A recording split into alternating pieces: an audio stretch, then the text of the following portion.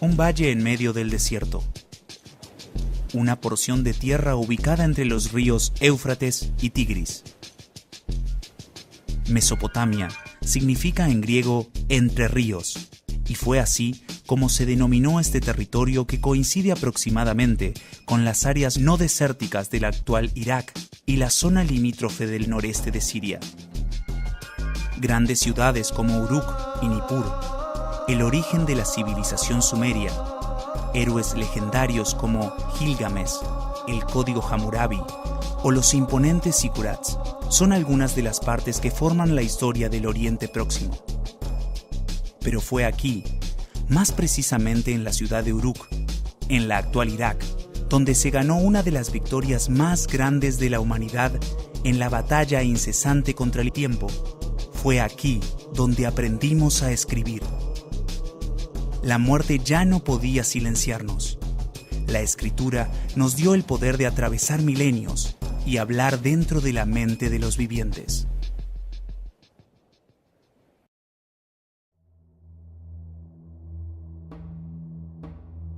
Nos remontamos al 3500 a.C., al sur de lo que hoy conocemos como Irak.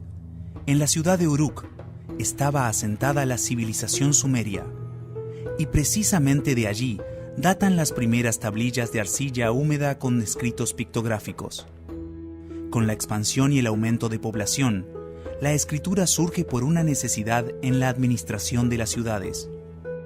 El material escritorio utilizado por excelencia era la arcilla cocida y sin cocer. Se denomina escritura protocuneiforme a aquella que en su origen se trataba de pictogramas distribuidos en registros realizados mediante un punzón afilado de madera, sea al sol o cosidas. Se escribía de derecha a izquierda y de arriba a abajo.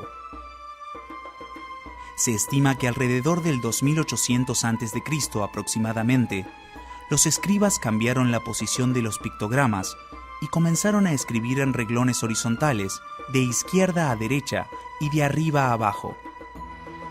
Alrededor del 2500 a.C. aproximadamente, la escritura se hizo más rápida al reemplazar el punzón afilado por un extremo triangular. Los caracteres se transformaron en una serie de trazos en forma de cuña, evolucionando hacia una escritura de signos abstractos, la cuneiforme. Luego alcanzaría su máximo nivel cuando desarrolló signos abstractos para la representación de sílabas.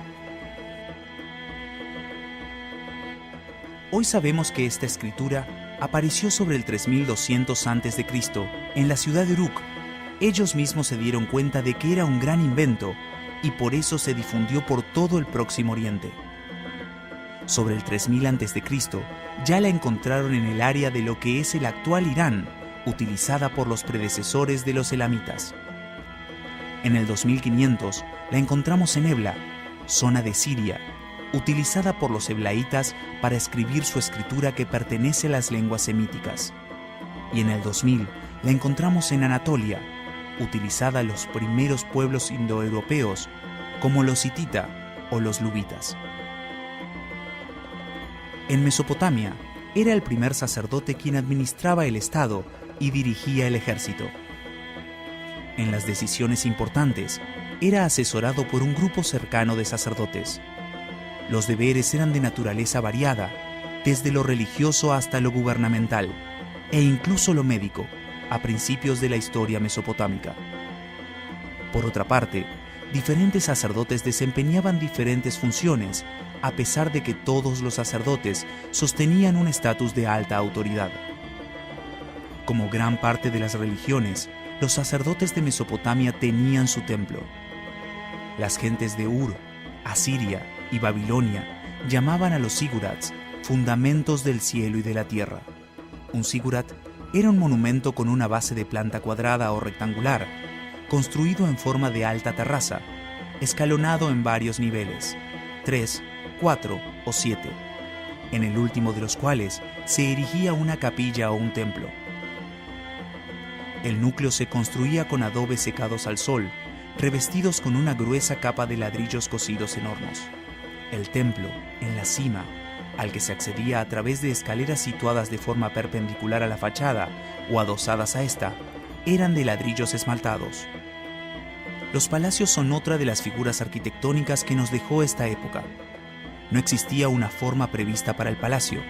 Tampoco es un edificio, sino una serie de edificaciones prismáticas de distintos tamaños, unidas entre sí por pasillos, galerías y corredores, con amplios patios intermedios y con murallas alrededor.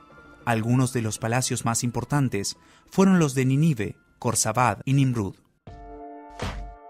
Nadie jamás había enviado su voz a través de un tramo más largo en el río del tiempo que esta princesa acadía, hija del primer emperador de la historia y sacerdotisa de la luna, Enheduanna. Los eruditos en historia y literarios la consideran como posiblemente el autor y poeta más antiguo cuyo nombre se conoce, debido a que en sus poemas y demás trabajos escritos en cuneiforme sobre tablillas de barro, Enheduanna colocaba su nombre. Aproximadamente en el 2300 a.C., escribió los primeros textos que se pueden atribuir a un autor. Es también la única mujer entre los grandes autores de la literatura mesopotámica. Sus temas son religiosos, himnos al dios Nanar y a su templo de Ur, mas también a la diosa Inanna, protectora de la dinastía Akkad. Uruk también es el lugar donde escribió por primera vez el periplo del héroe. Antes de Batman, Odiseo o Superman, hubo un héroe llamado Gilgamesh. Hace 5000 años, un hombre gobernó Uruk, Gilgamesh. Pronto entró en la leyenda, convertido en protagonista de la primera epopeya de la historia, un dramático relato sobre la búsqueda de inmortalidad. El escriba Sin Leki Unini, sin Dios acepta mi plegaria, trazó estas palabras en lengua acadia sobre una tablilla de barro fresco, probablemente en los años 1400 a.C. Pero no es el creador de la obra, aunque su mano le da forma definitiva.